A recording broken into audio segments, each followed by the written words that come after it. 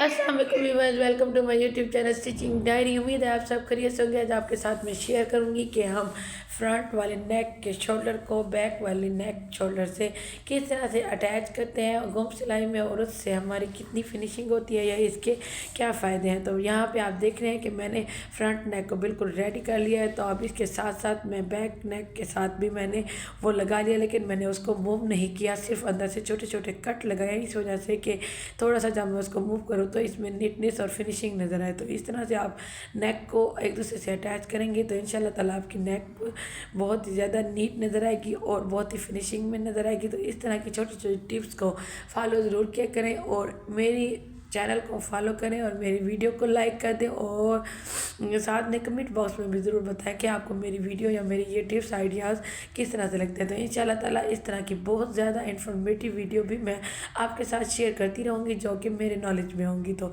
इस तरह आप जब नेक को फ्रंट शोल्डर को बैक शोल्डर के साथ रखेंगे और यहाँ पे आप देख सकते हैं कि जहाँ मैंने बैक शोल्डर की पट्टी लगाई है गले की, उसके बिल्कुल साथ मैंने इसको सेट करके इस तरह ऊपर मूव किया और उसके बाद इसके ऊपर सिलाई लगाऊंगी तो मेरी सिलाई बहुत ही ज़्यादा फिनिशिंग तरीके से आएगी और नेक का जो राउंड है वो बहुत ही ज़्यादा क्लियर और नीट नज़र आएगा। तो इंशाल्लाह ताला मैं आपके साथ इस तरह की ज़रूर वीडियो शेयर करूँगी। मेरे चैनल को सब्सक्राइब किया करें और मेरी वीडियो को भी लाइक कर दिया करें। आपका एक कमेंट मेरे लिए बहुत ही ज़्यादा हौसला अफजा होता है और मुझे तसल्ली होती है कि आपको मेरी वीडियो सही तरीके से मिल रही हैं।